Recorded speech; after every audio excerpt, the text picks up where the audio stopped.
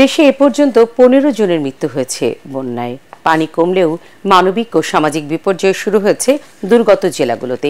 3 দিন ধরে বিদ্যুৎবিহীন ফেনীর বন্যা কবলিত বহু দোকান বাড়ি লুট ও ডাকাতি হয়েছে রাতে। যোগাযোগ বিচ্ছিন্ন থাকায় বন্যার্ত এলাকায় পৌঁছাতে না পেরে রাস্তায় আটকে আছে শত শত ত্রাণবাহী গাড়ি। আশ্রয় শিবিরে খাবারের জন্য চলছে হাহাকার, যদিও হেলিকপ্টারে শুকনো খাবার পৌঁছানোর চেষ্টা করছে সেনাবাহিনী। আরো জানাচ্ছেন কেরামতুল্লাহ বিপ্লব। বিপর্যস্ত জেলা ফেনীর ৮০% সড়ক মহাসড়ক এমনকি শহরের অলিগলিও ডুবে আছে বুক সমান পানিতে।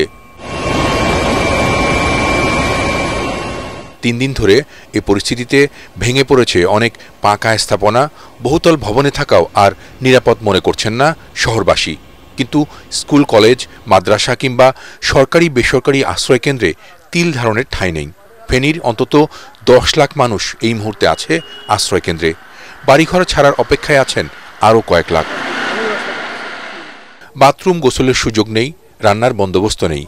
কেউ অসুস্থ হলে তাকে হাসপাতালে নেওয়া যাচ্ছে না, সেখানেও পানি উঠেছে। এমনকি কারো মৃত্যু হলেও সেই লাশ দাফন কাফন করাও কঠিন হয়ে পড়েছে।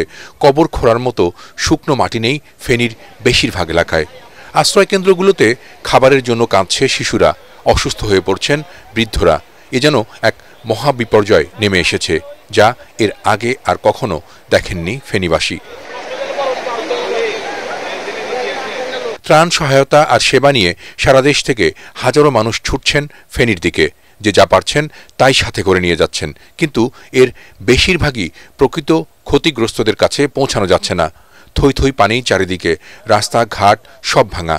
নৌকা, ট্রলার কিংবা স্পিডবোট যে যেখানেই পারছেন ব্যবহার করছেন পানিবন্দী মানুষকে উদ্ধারের জন্য।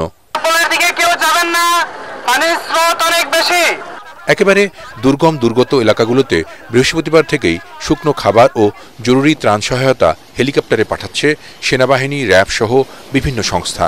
সেনাবাহিনী প্রধান জেনারেল ওয়াকার উজ্জামান নিজেও শুক্রবার ঘুরে দেখেছেন ফেনীর পরশুরাম উপজেলার বেশ কিছু এলাকা। পরিস্থিতি কিভাবে মোকাবেলা করা যায় তার নির্দেশনাও দিয়েছেন তিনি। ওদিকে বন্যার পানি নামতে শুরু করেছে চট্টগ্রামের দুর্গত এলাকাগুলো থেকে। ফটিকছড়ির সুন্দরপুর সহ বিভিন্ন ইউনিয়নে আটকা পড়া লোকজনকে উদ্ধার করছে সেনাবাহিনী সহ বিভিন্ন সংস্থার স্বেচ্ছাসেবীরা। অন্তত 50,000 মানুষ পানিবন্দী হয়ে আছে বাসাবাড়ির ছাদ ও চালে।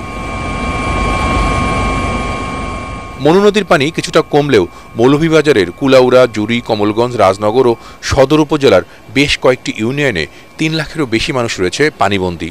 স্থানীয় প্রশাসন জানিয়েছে জেলার অন্তত 40টি ইউনিয়নের 450টি গ্রাম প্লাবিত হয়েছে এবারের বন্যায়। 98টি আশ্রয়কেন্দ্র খোলা হয়েছে।